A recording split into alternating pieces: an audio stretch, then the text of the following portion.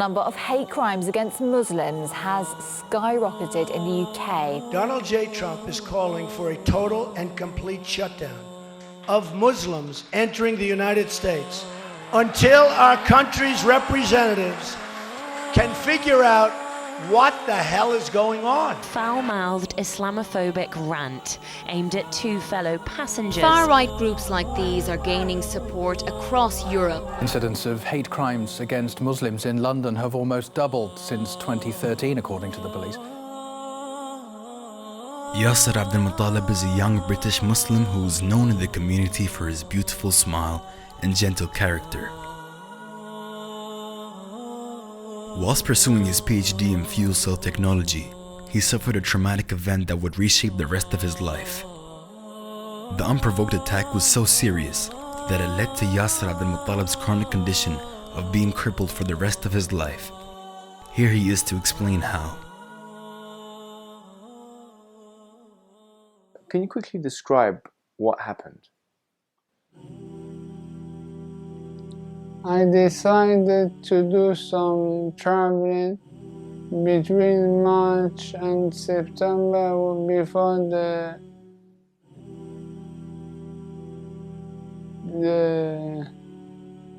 proper study begins. Alhamdulillah, I grew up on the deen. Alhamdulillah, I always used to find a place to live nearby the masjid so I could perform all my prayers in the masjid. Alhamdulillah, I was on the deen. I prepared myself to go to the Friday prayer. As I left my house, guys came and started provoking me and shouting things that were Islam or anti-Islam and Islamophobic,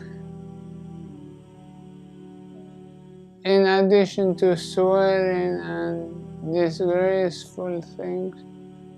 Basically, insulting and the hatred, saying faith, Islamic hating sayings was not enough, so they decided to attack me, and they did hit me on the head with a broomstick, which left me with a severe traumatic brain injury.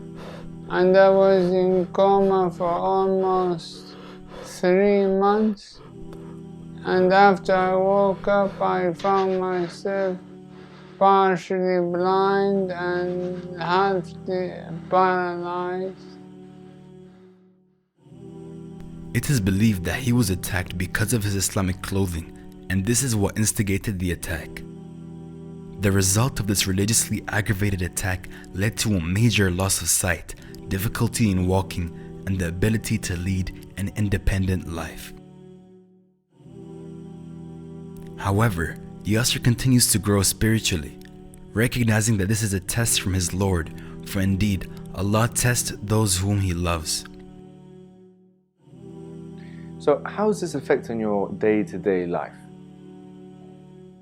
Day-to-day routine is a big, huge problem. Before, I used to be 100% fully independent. Now I always have to depend on somebody else, even for opening a tin or a can. I cannot do it alone with one hand.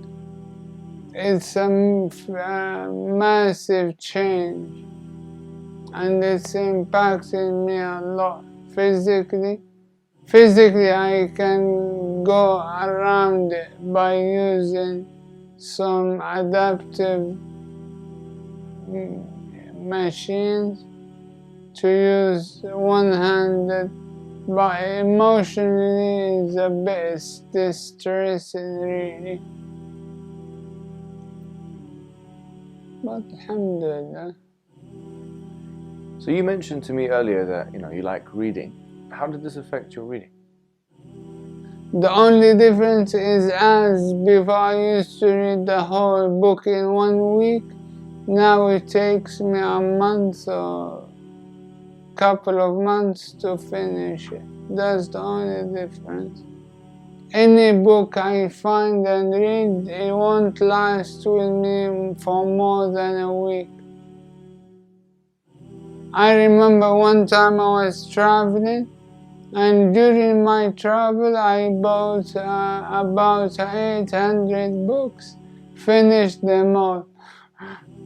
We Muslims have to stick on the deen and just follow what the Prophet said. Even now, with my disability, when I read the hadith of the Prophet saying that the salah in the jama'ah exceeds the salah of the singular at his house by 27 degrees, I feel embarrassed to stay at home and pray at home. So I put my effort and go to the mosque, even though I'm finding it difficult, but I put my effort and go to the mosque. I try to go as much as I can. And if the pain is extreme, I take a bus or call someone to take me to the mosque. You begin to notice Yasser's dedication and devotion when he speaks about his passion for reading and seeking knowledge, whereas others would complain that they can no longer live life to the fullest. The rise in Islamophobia has escalated due to recent media distortions and widespread misconceptions about the religion. As a result, Muslims have to bear the brunt and become victims of senseless and cowardly attacks.